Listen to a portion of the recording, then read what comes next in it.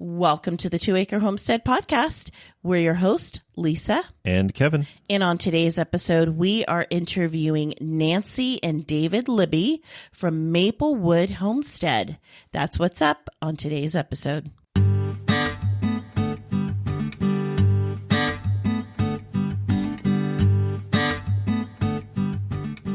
Welcome to the 2 Acre Homestead. Come along with us on our journey from a small suburban homestead lifestyle to our new lifestyle, homesteading in the rural countryside of southern Arizona.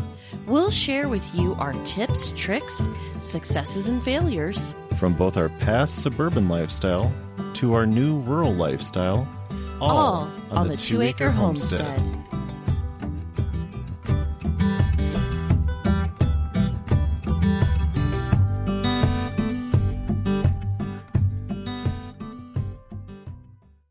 Welcome back, Nancy and David. It's so good to have you with us tonight. How are you guys? Great. Thank you for having us here. Yes, thank you very much for having us. I'm happy to be here. Yeah, good to have you guys here. So tell us a little bit about yourselves. We know that you guys are on YouTube and all the social media, but tell us a little bit about your background, where you came from. Who's Nancy and David Libby? You want to start? We're old, so that's a long story. So, well, we've all got a story. You've got a lot behind you, maybe. That's okay. But we also think we've got a lot ahead of us too. As kind of we were talking before the podcast started, we're two single parents who found each other in church, and as we got married. And we were living in the desert because I'm from Southern California originally, and Nancy is from Boston, Massachusetts originally. And so you've got West Coast, East Coast thing going on there. But we were living in the desert, and we decided one day that with our three younger kids that we cannot do this homesteading thing for us in the desert because of the lack of water. And I think you probably are somewhat familiar with that. Just a little. Where you guys live. And I know my wife loves the green. She loves trees and green grass and some different seasons, not just hot, windy. Hot and less hot? Right, exactly. Yeah. So, and so we eventually looked at Tennessee and decided to head out this way and I'll let Nancy kind of jump in there and add some flavor to that. Sure. Yeah. I think crazy enough, I think it started for us back when Rachel, when she was 7 and Rachel is your daughter? Yes. I'm sorry. My Rachel is, we have 3 children and that live at home currently with us. We have a grand total of 5, but only 3 have lived this lifestyle with us. And Rachel was having issues medically, and they wanted to medicate her. She was having arthritic pain, like arthritis type pain and stomach aches, and they wanted to medicate her for everything. And I was like, whoa, let's try our diet first, which led us to paleo, to keto, to where we are now. But a part of that was, food is important. We are what we eat.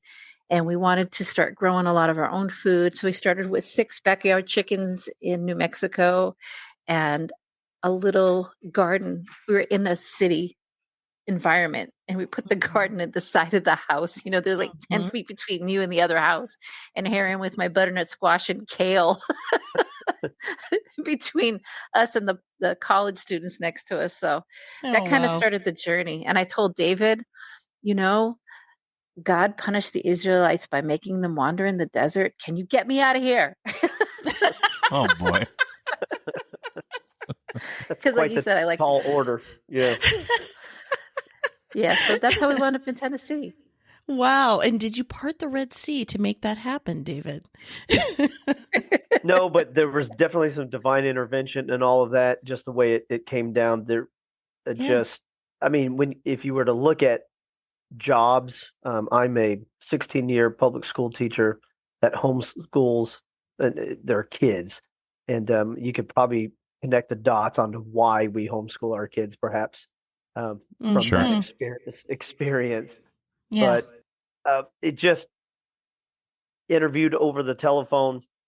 Nancy helped me out with sending out resumes and everything, and only one person called, and so they hired me over a Zoom call, basically. In And 2 weeks, our in life 2 weeks. flipped upside down within a 2-week period That's right. Wow. to move Isn't us from that New Mexico to amazing? here. So when the doors opened, the doors flew open, That's right. and we just kept stepping through them. So Isn't that funny how that works that way? When it's fast. when it's fast, that's the signature. Yep. That's his signature. It can take a lot to not be afraid to do that, because I think many people might hesitate on things like that. But I think that's one of the things I love about Nancy and I, is that we'll step through the door. We don't know what's going to be on that other side, but we're going to go ahead and give it a shot and see what happens. And I think even with the homesteading, we kind of done the same thing with that. I don't think we've rushed that, and because we were a little cautious about taking on too much at the beginning as far as that goes, but we knew we wanted to do Smart. that, so we got started right away when we got out here. That's really smart, and I'm glad to hear that, and I hope the listeners really hone in on that. When you first start homesteading, you want to do all the things. I mean, everything that you can. You want to keep chickens, rabbits, goats, whatever it is, cows, and it's like, whoa. Let's learn how to plant a head of cabbage first. Right. Let's, maybe take little baby steps here. And that's important. We just did a post on Instagram today, about learning how to homestead where you are, not where you want to be, but where you are today, with what you have today. And it sounds like that's what you guys did in New Mexico. As Absolutely. you started right where you were because of the medical situation. And I was going to say, too, it's interesting because we talked one time earlier on in our podcast about what is your why. And that's always important to kind of reflect on why are we doing this, and that can help you later on, too, as you go on. And then it's interesting, too, because I think this is a common theme, too. Probably two things stand out. One is the health, because I think a lot of people kind of get into homesteading because of some type of health issue they're going through, their family's going through. Like you said, food is very important. It's the crux of how you feel and so on. And also chickens being the gateway animal to kind of get you in, right? They are. So from there, you can kind of branch out. Yeah. I think I'll interject there too, that when we were living in the city, having a city lot, less than a quarter acre city lot, and like Nancy was said earlier, that we're kind of on top of each other as far as the spacing between houses. In a way, we didn't, I'm thinking back about this now, that we were kind of forced to start small anyways, because we had to take out a permit to have 6 chickens within the city limits. Yeah. So, Wow. I mean, we could have done it illegally, I suppose, but we wanted to do things the right way. And we were one of the first people to get an actual permit to own 6 backyard chickens on this little tiny city lot. And that's between that and the garden, that's about all we could do. I mean, there was nothing else. We didn't have any more room. Yeah. Yeah. Well, and like you were saying, Kevin, it is about starting where you are and starting small. And I actually did see your post today, about doing the best with what you have and doing the best today and learning those skills, thinking it through and learning skills that can take you to that next level. Because I started learning how to water bath can and how to pressure can back in New Mexico. And I will tell you, my mom didn't, the background I come from the inner city. I grew up in the inner city my entire life.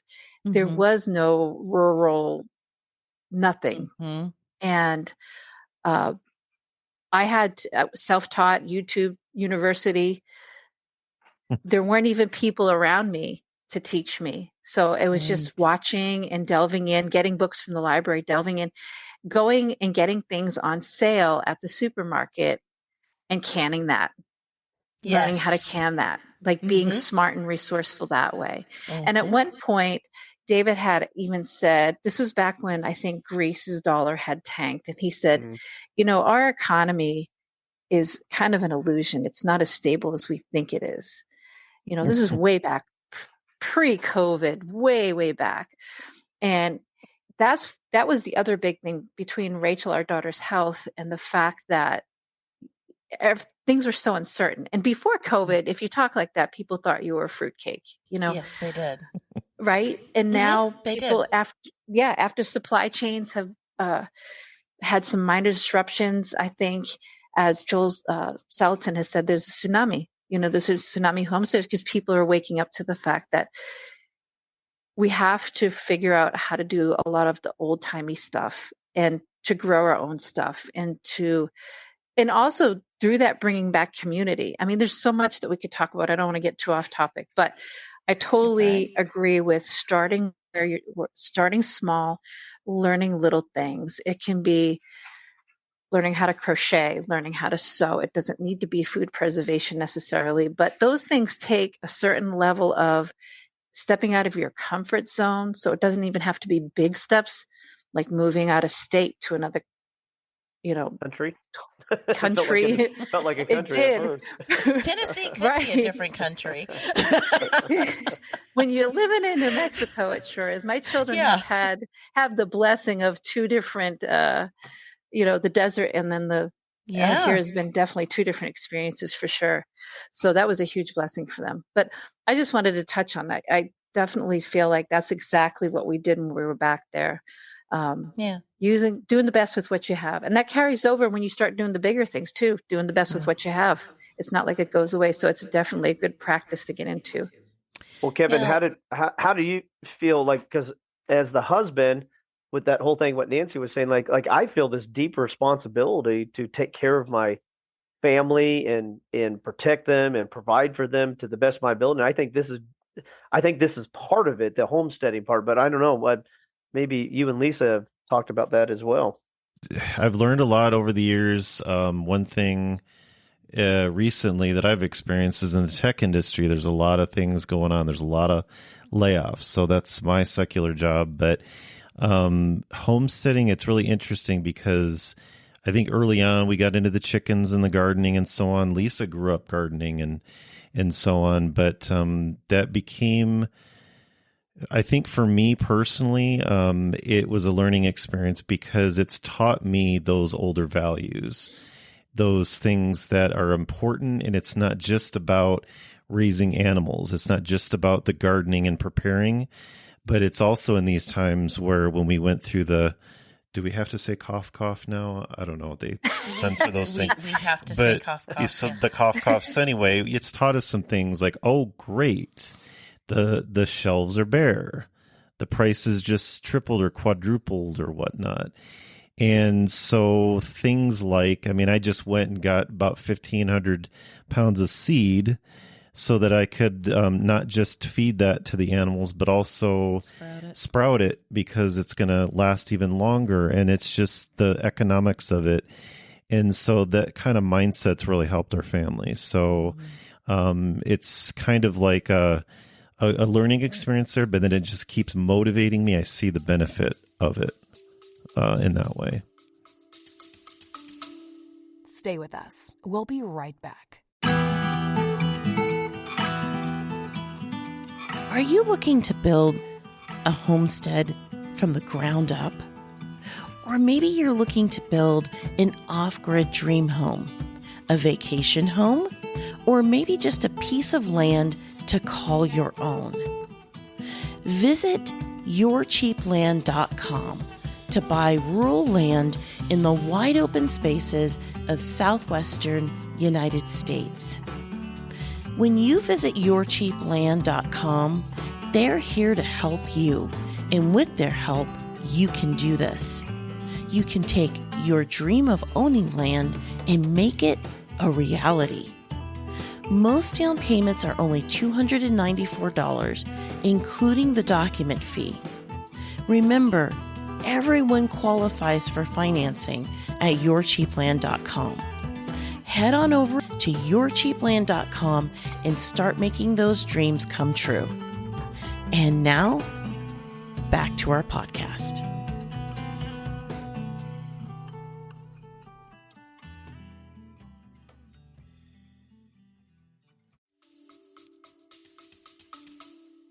So, question for you guys. when you guys lived in New Mexico, how long ago was that for the listeners, so that they can get kind of a perspective when you're referencing New Mexico? How long ago was that?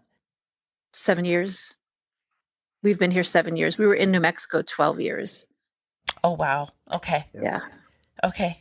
And I was there even before that because I was stationed. I was in the Air Force and I was stationed out there. Yeah, it's true. I spent a lot of time in the desert. So yes. a lot of time in the desert. Yeah. Wow. Okay. Yeah, but we were there 12 years trying to do all that stuff and raise a family. We started, it was really like 10 years ago, we started our first garden. Really, Nice. is when we started. In And New Mexico, yeah. yeah, before then we were just kind of doing the status quo. That makes sense. So how did your kids take to this?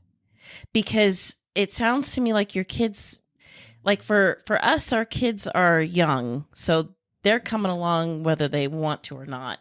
But, but they're getting that early exposure. But it sounds to me like your kids might have been a little bit older when you guys started down this path of homesteading. Yeah. How did they take to that? Well, here's what's kind of cool, because we never had any pushback, really. And here's the reason why. When we started with 6 chickens in the desert, we actually, and my husband did mention he was a school teacher, so that will give you our economic status. Because I'm a stay-at-home mom, right? Yeah. And we built our first chicken coop in the backyard out of deconstructed pallets and scrap wood. And that's because we homeschool.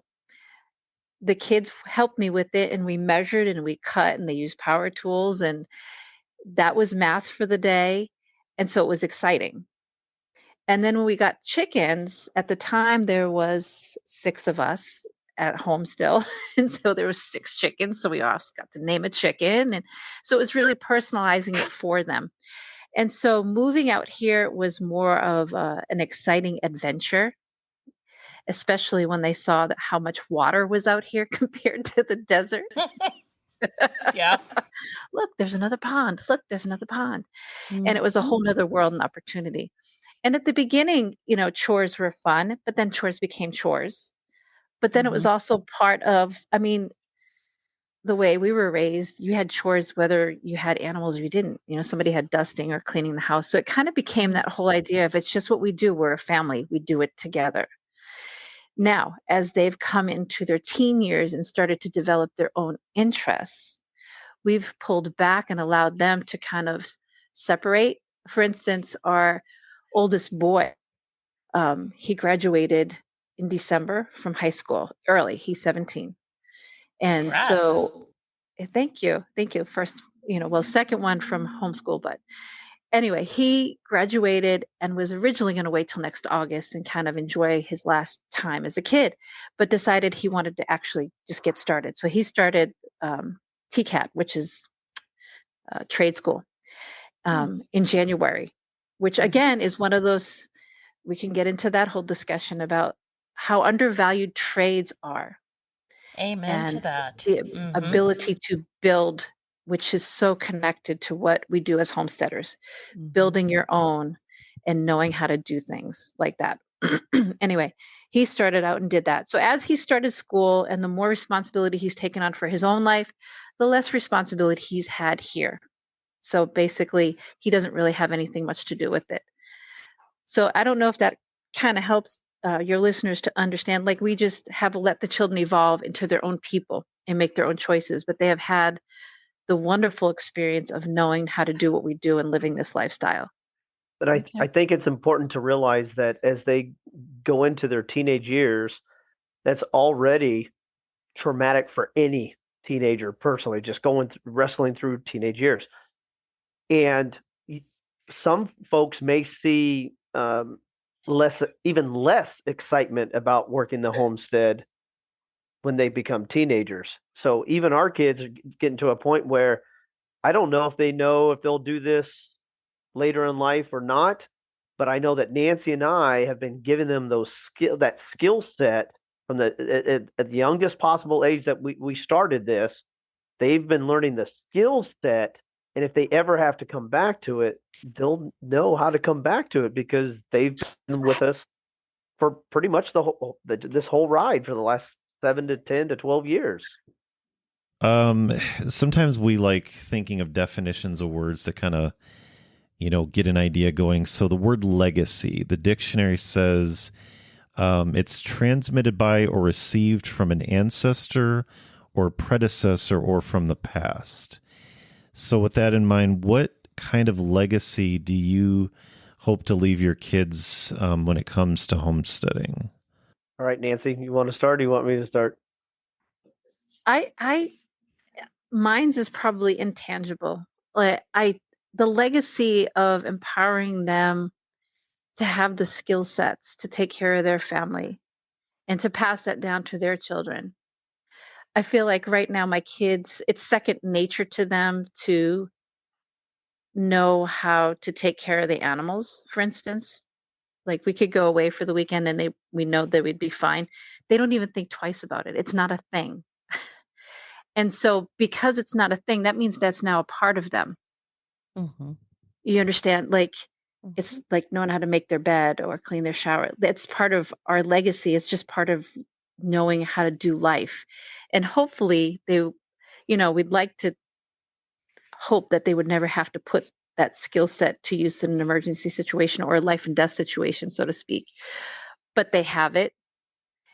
And there's something, I don't know, I almost feel connected to days gone by, even though I don't have anyone directly who taught me these skill sets.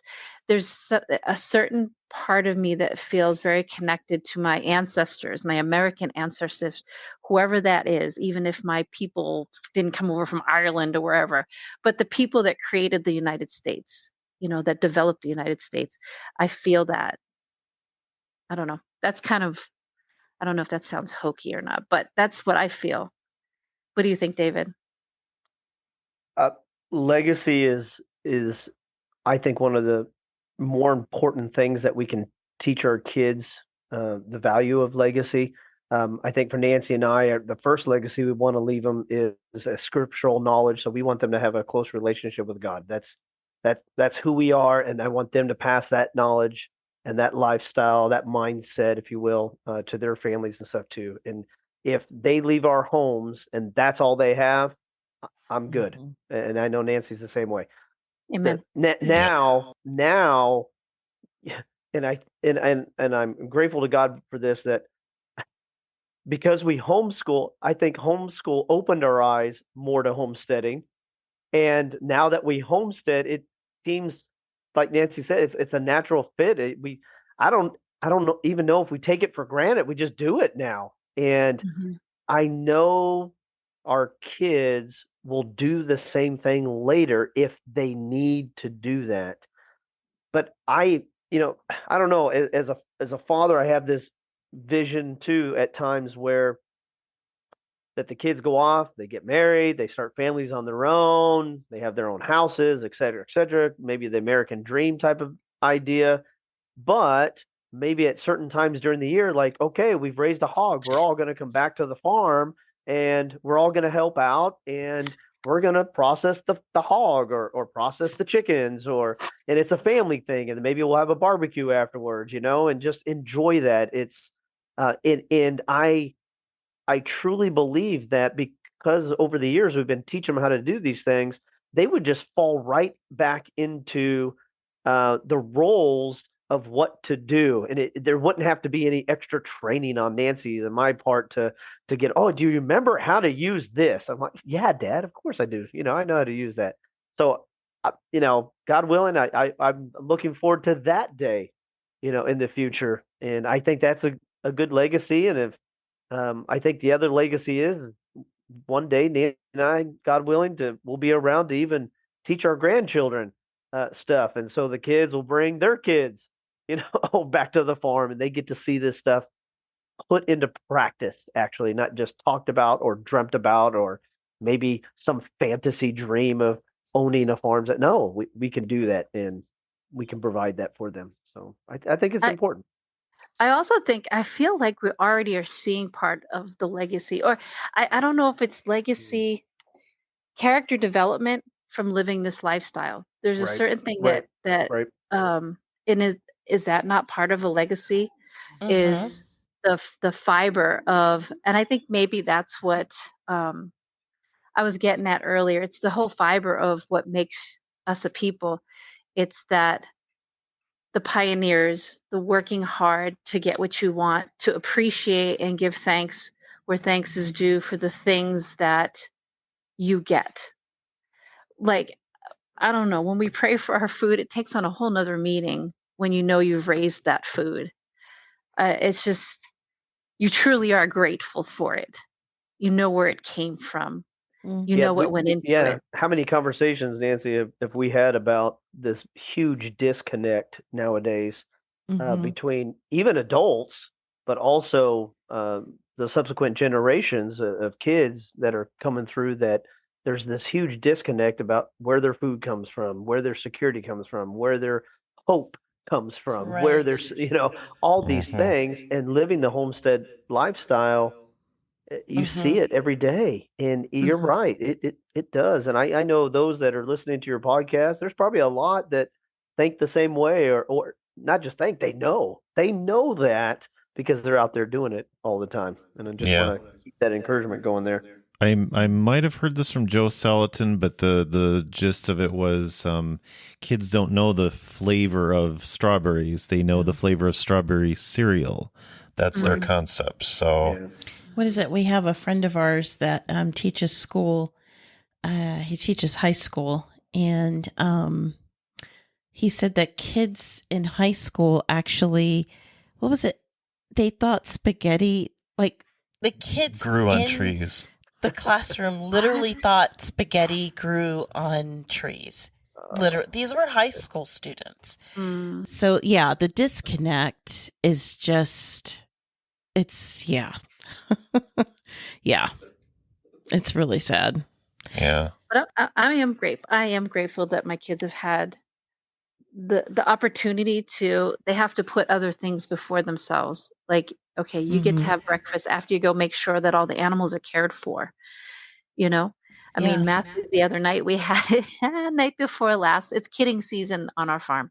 Right. And night before last, I had, you can watch my latest video to see what happened to the first goat. She just totally surprised us.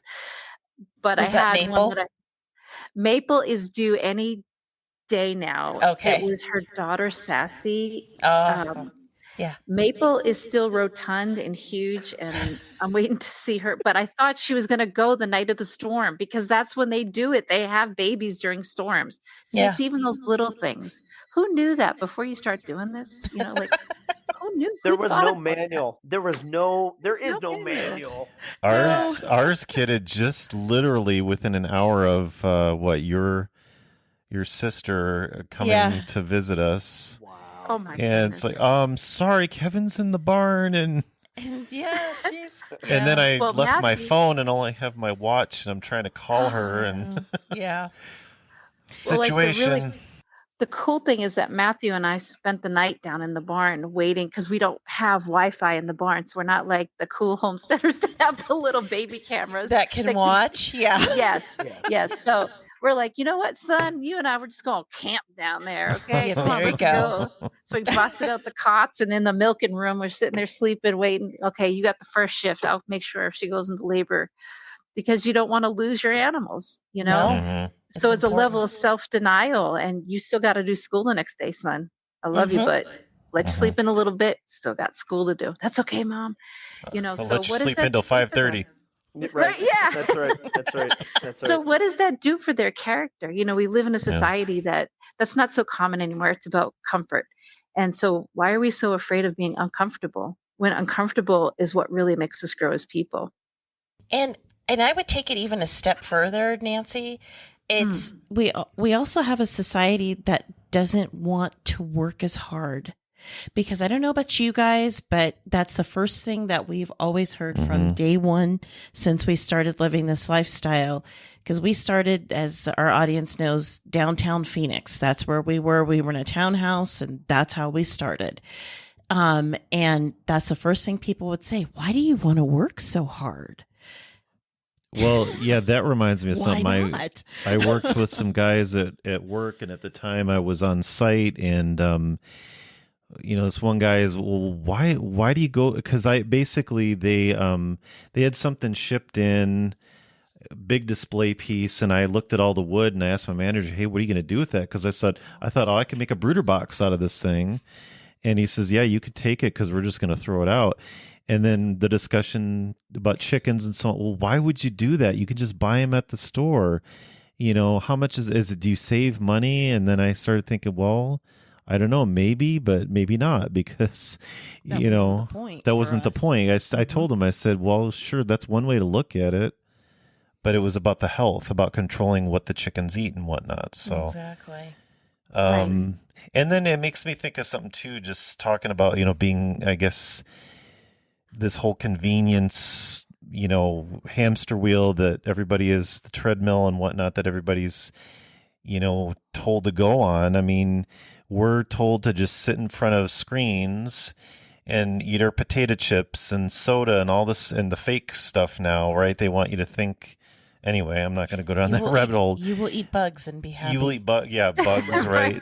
Yeah. Right. We're going to make a burger that tastes like a burger, but it's not made of a burger. Yeah. Anyway, but we're told to do that. But then, you've got to pay the $30 a month for the health membership and whatnot. And I saw a lady that was overweight and she's drinking a Diet Pepsi, a 24-ounce Diet Pepsi on the treadmill. I'm like, okay, but you get the exercise by going out there and feeding the animals and taking care of them and the birthing and all this kind of stuff, right? I mean, like I said, I just got 1,500 pounds of seed. I mean, that was an effort to do that, but anyway, so it doesn't make sense. You're slinging 50-pound bags of feed on my shoulder and putting it in the shop. I having the kids do that, and I just did it this evening after I got home from work. I mean, I had to get rabbit food and some more corn and stuff like that. So it's normal now. It blows my mind to think about that too, though, guys. It's like this wasn't our normal before we started all of this, but it is now. Yeah, it is. And so, and that's the other question too, is how, if you don't mind us asking this question, how old were you when you decided to start homesteading? I'm trying to do the math. Oh, I can tell you, well, David, I told you, I'm telling you, it's really started like 10 years ago for us. I was 45, actually going on 46. I just turned 56. Okay. So I don't even mind if we talk more about. Thank you. I don't even mind if we talk more about, because a lot of it is not so. It's not so offensive, because guess what? You've got to embrace the reality. I mean, you got to embrace it. You're getting older, and what does that look like? So I was 46. That means, okay, I'm a cougar. David was 41. You were 41. We can edit that out. Knowing our mindsets about all this, it is. It doesn't. It certainly doesn't bother us.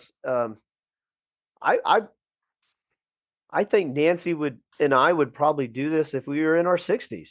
Quite honestly, if the opportunity presents itself, just knowing our characters of who we are, anyways. I don't know that for all your listeners, but for us, opportunity presented itself. It didn't present itself, before that. I beg to differ, because it goes back to it goes back to what we were saying. We were learning skills way before. Right. Sewing. I know I didn't learn how to sew on a sewing machine until I was 40 years old. Right. And after that, I loved it. Now I even made dresses for Rachel. I made quilts now, but I was 40 years old. At that point in our day and age, you're all washed up by the time you're 40, right? Right. True. Mm-hmm. True. We moved here when I was 49. So I finally got to start living a life that truly fulfilled me. Because David, you've said this is when I feel like I've come into myself at 49 years old, right? And I have loved every hardworking minute, every failure, every success that we've had on this place, because I feel like it has continued to keep me young in the fact that I have to continue to keep learning and growing, that I'm not dead as I get older.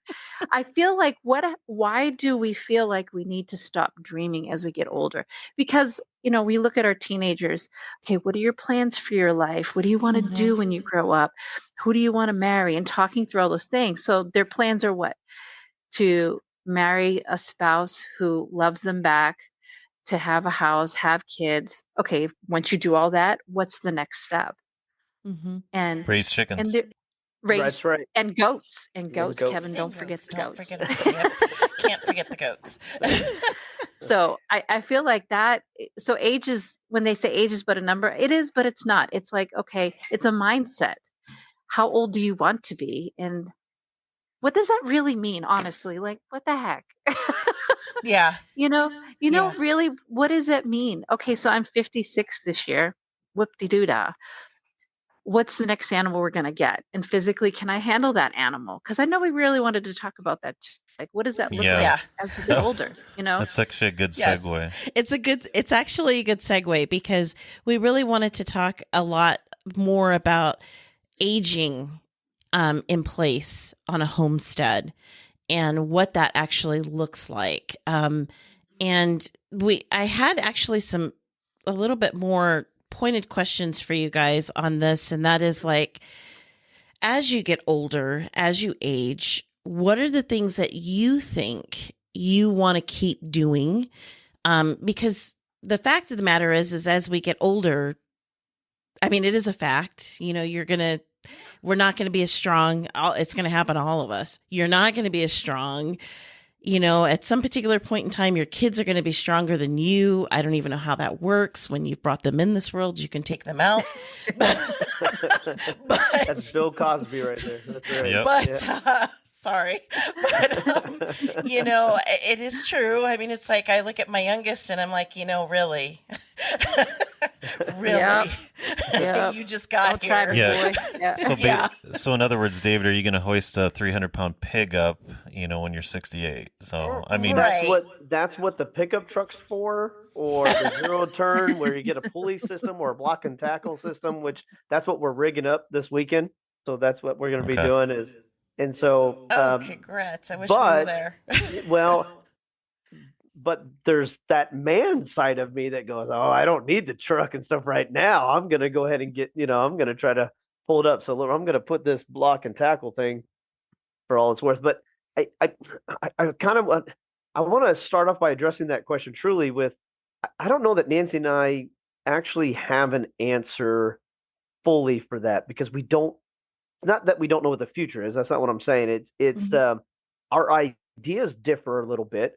I know what we want. Some of the things we want to do is, once the kids move out more, Nancy and I have talked about taking our goats on the road to goat shows where just she and I are spending more time together, because I think what we need to do when we age here on the homestead is we kind of have to get to know each other again as husband and wife, because I go to work, so I'm gone most of the day, and I come home. She's the one that's homeschooling the kids, and and with the kids all the time, and primarily she's the one that's taking care of the farm and everything.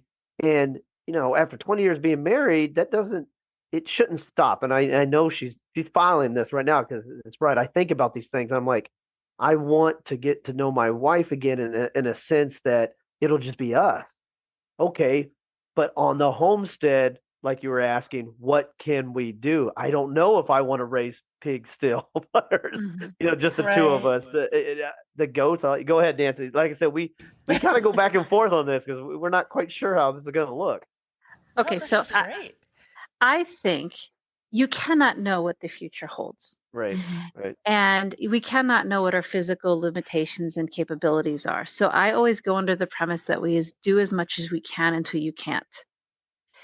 And then you get smart, meaning right now we can do pigs. Right. We particularly chose the American guinea hog, it being a smaller pig. Yep. For the reason that we could raise it ourselves, and it's also a self-sustaining breed, right? We can raise it ourselves, and nuts to bolts to do it all ourselves. But you're right. In 15 years, are we still going to be able to do that? Well, there's a lot of life between now and then. So, but today I can do that. Right. And so, but there may be another 56-year-old person or 51-year-old person who cannot do it, and therefore they should not. And then you have to evaluate where you are and look at different sources of meat, like the rabbits or the chickens. Now that you can do, you don't have to carry big amounts of things. I think for, excuse me, for us, it's hard shifting. It's hard shifting when you don't know what the needs are going to be when the children are gone. Really, not really. But we'll figure it out as we go. I know that as the children, we talked about them kind of aging themselves out of chores. I've been picking up a lot more of it. David's at work, and David, when he comes home, he does a lot more, and taking a lot of that burden off the kids to see what can I do. Because when you have them, it's almost a fake reality, because you've got them around to help. So doing more of it ourselves as they age themselves out of their job here, us taking on more lets us see what we can and can't do realistically. I do think we'll probably always have chickens and rabbits. They're a great protein source. Goats, even today, I'm not even kidding. Yeah. Sassy, Right. Yeah. Sassy, the new one that just kidded, she's petrified of the stanchion. I don't know what the stanchion did to her. I don't know why it's such a scary thing right now. She's my new milker, and she's afraid to get up on the stand. So what do I have to do? Pick a 130-pound goat up by the front and get her on, and then pick up her back legs and get her on, right? Am I going to be able to do that in 10 years? I don't know. And I can't tell you that until I get there. But my heart is, if I am eating the best food that I can eat, and I am researching and taking care of myself the best way I know how, then I will do as much as I can for as long as I can. And I think David I think we're in unison on that, and that we know, being humble enough to go, I can't anymore. You know, the value of saying no is a big deal. I have very dear friends who have been doing this homesteading thing before homesteading was a thing. They did it more out of necessity. And as they're starting to get older, they're starting to let certain animals go. But they didn't make that decision until they got to that place. So that's, I guess, why the long around answer, saying there's really no easy answer to tell what you keep and when you let things go. It's just when you're physically, it jeopardizes you. When I can't lift 130 pounds without throwing my back out permanently or something, then it's time to let it go, you know. But here's something too that that has changed the way. This is going to be a transition year for us, actually, the next few years, because we have gone, as part of taking care of ourselves, we have gone from the paleo diet to the ketogenic diet.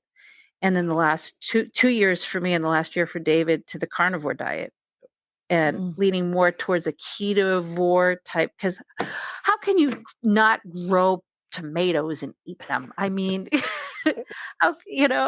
they taste so good. Yeah. So that has even more of an impact on what we raise, right, and how we raise it. So yeah. And a lot of our garden's going to go probably to fodder this year too, raising the food for the animals. So there's a lot in that question. I don't think we know that.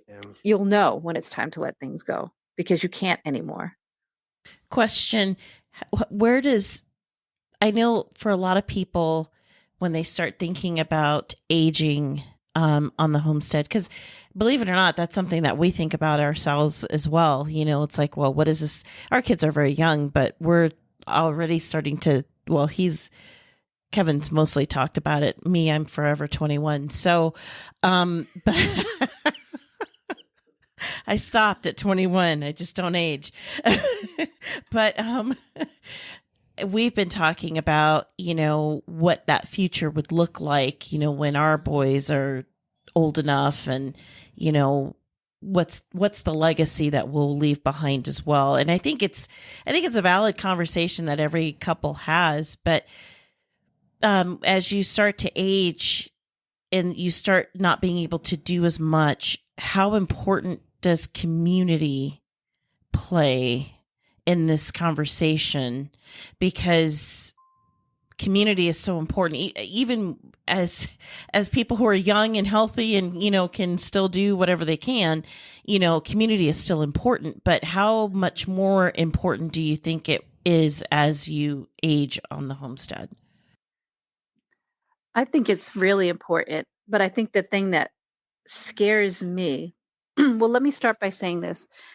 About a year and a half, 2 years ago, I started a group on Facebook for our local homesteaders Mm-hmm.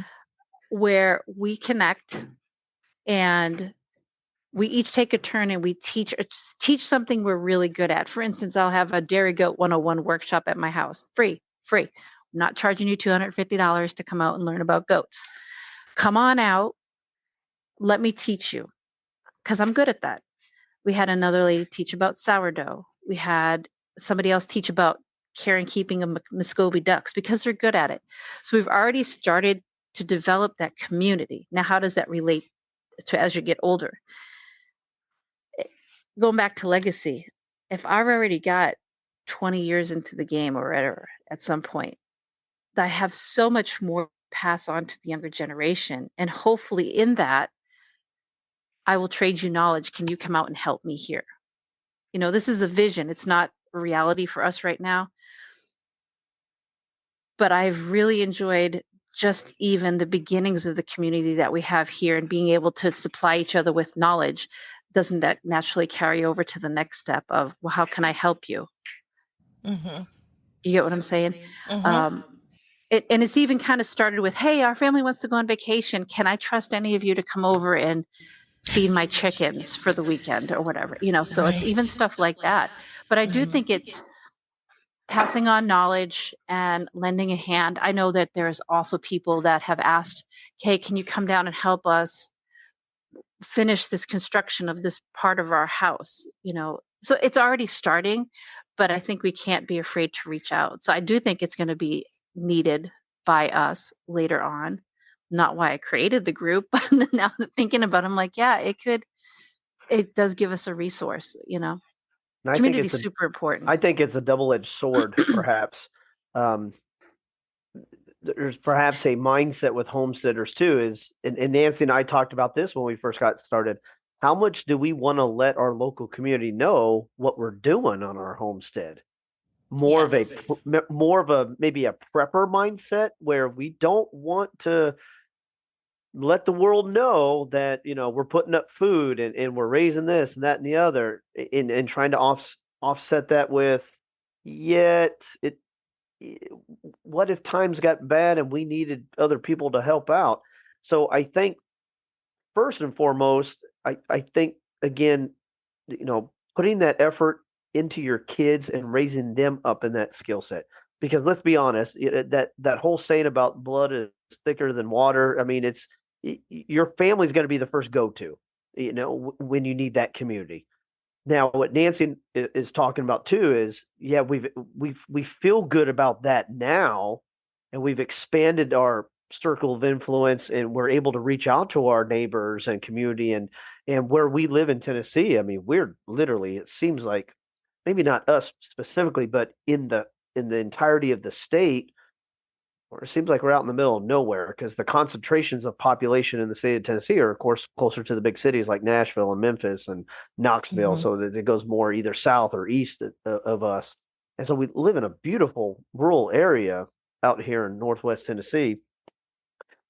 But that being said, sometimes it's harder to find people too. And so you need things like what Nancy did to bring community together and meet and be willing to bounce around once every 3 months or something to somebody else's house, like Nancy was talking about, and host something. I don't care if it's a meal.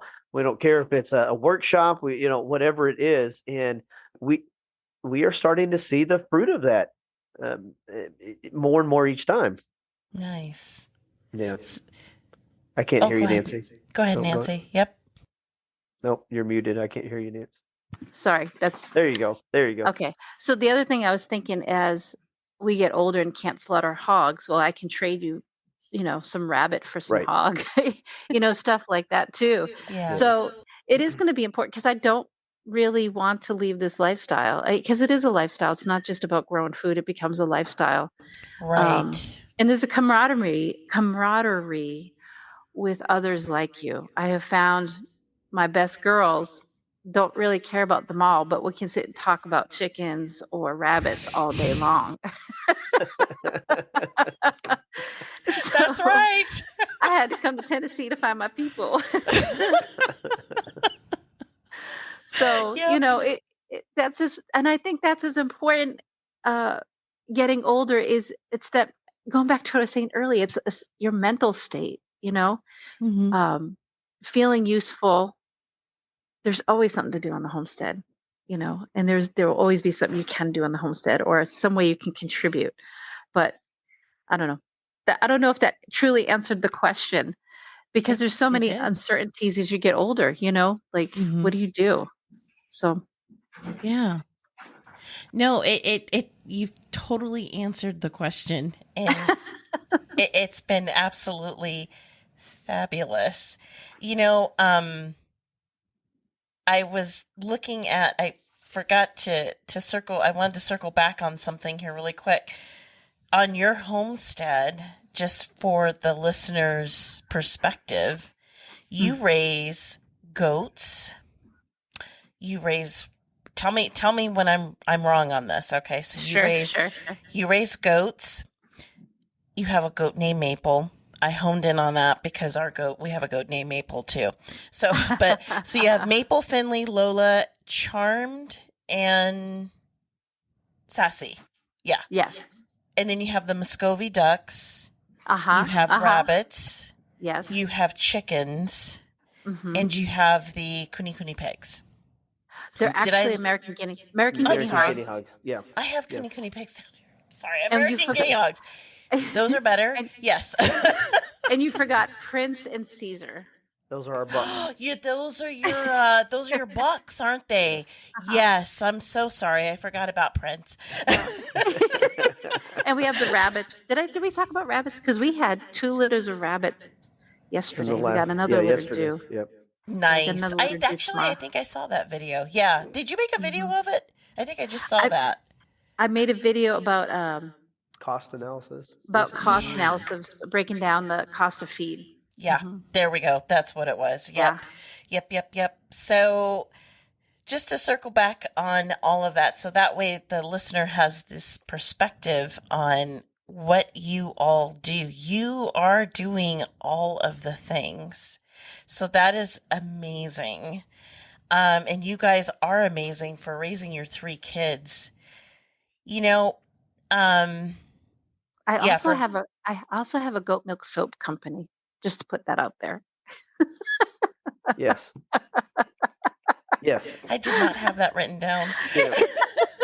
I don't think I've mentioned it, but I also have a goat milk soap company. I have a website and everything. So, well, that's a good segue into this. So one thing we like to ask you as the interviewee, for our listeners, if there's one thing that you can do to improve, if there's one thing our listeners could do to improve their homesteading skills, what would that one thing be? You each can answer that question. Okay. So we might each have a different answer, just for and your this listeners. is great. Okay. All right. That's so good. My thing is I'm a hands-on guy, so if there is any type of workshop in the area where your listeners are at, if someone's opening their house, if it's an extension office through the university that may be close by, go to it. Okay, it may even be worth paying for it if you've got the means to pay for it. You can watch it on YouTube all day long, but there's nothing that replaces that face-to-face connection and interaction with people and get your hands on. Once I get my hands on it, Nancy will tell you this, I'm so much better at being able to actually do it at that point. I'm with you on that. All right, Nancy, you might have something different there. Well, so the question was, if I were to tell somebody what to do to improve their homesteading skills, right? I think it's always focus on why you're doing what you do. And I'll tell you a short story because I know we're trying to wrap up here. I went to the Women's Homesteading Society conference. I forget what the name of it was, but it was last year. And what happens is when you start homesteading, you start getting caught up in well, we can make extra money by doing this, and we can make extra money by doing that. In reality, why did you start homesteading? It was to raise your own food. So your skills, make sure your skill set and the things that you're doing always hone back in on your why, no matter what it is that you do, and always keep learning the next thing.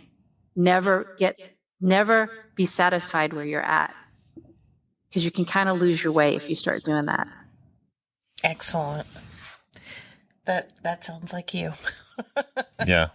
Yeah. And I was going to say, too, one thing that I appreciate hearing you both is teaching those skills to your kids, like you mentioned, and this goes along with the homesteading, right? Building a chicken coop. That's the practical. I always hated math problems that, like, am I really going to ever have to figure out how fast a bathtub's going to drain? Right. That was one of the problems. Why am I learning this? And I still, to this day, I'm 49, right? And I still haven't used that skill. Right. I lost it. So anyway, but you're teaching them some practical stuff, not just the measuring and figuring out square footage or things like that, but also thinking about, well, what if I have to repair a door in my house? And because I found out here we're a little bit further from, being able to get a plumber, an electrician, and so on. And sometimes knowing those things, or just being able to research it and ask, that helps. Not just to be the frugal thing, right? But that's right. So, well, for those who want to know more about you and your farm, what you sell, all of that, how and where can they follow you? Well, we are on YouTube, Maplewood Homestead. My soap company is sentinelsoap.com, spelled SCENTINEL soap.com. And haven't really ventured out too much into Instagram, but you can find me there. Okay.